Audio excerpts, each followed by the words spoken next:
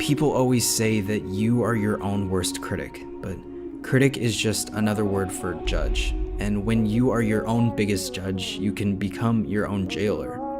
For the past year, I have felt imprisoned in my own head. As an artist, I've been stuck, and no amount of inspiration has been able to give me the freedom to create. This feeling led me to abandon my personal projects and instead help others bring their visions to life. It's not that I didn't have ideas or want to create, it's just when it's not your own story, it isn't as scary to put into the world.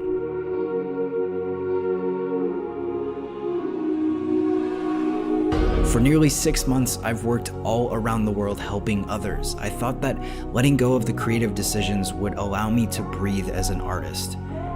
It hasn't worked out. I mean, sure, I've made some money, but at the end of the day, the goals and the dreams I had for myself never went anywhere. I chose to ignore them because I wasn't able to move forward with my ideas with any confidence.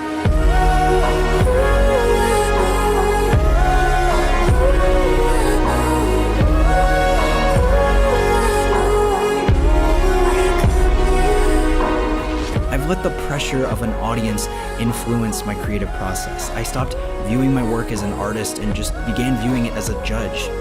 Over time, I realized that the thing holding me back was perfectionism. The dictionary defines perfectionism as a disposition to regard anything short of perfection as unacceptable. You hear a lot of people call themselves perfectionists, and usually it's said as some sort of like a humble brag, but for me, perfectionism was an anchor.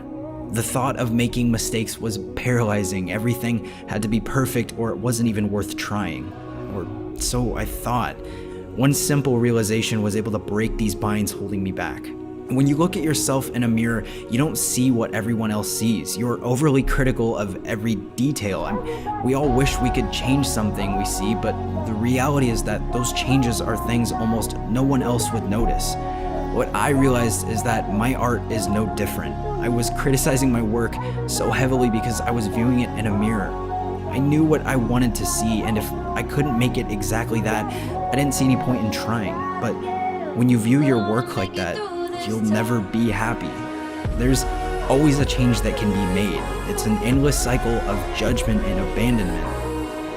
Perfection in my mind is a measure of how well something does what it is intended to do. I create art to express myself, sure, but the real goal is to create something that evokes emotion from my audience, from all of you.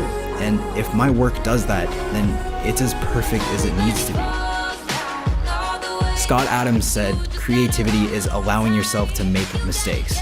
Art is knowing which ones to keep. I'll never be able to show you exactly what I see in my head. At best, it'll be an approximation with some flaws, but that's okay, because those flaws will be the mistakes I'll learn to accept and choose to keep.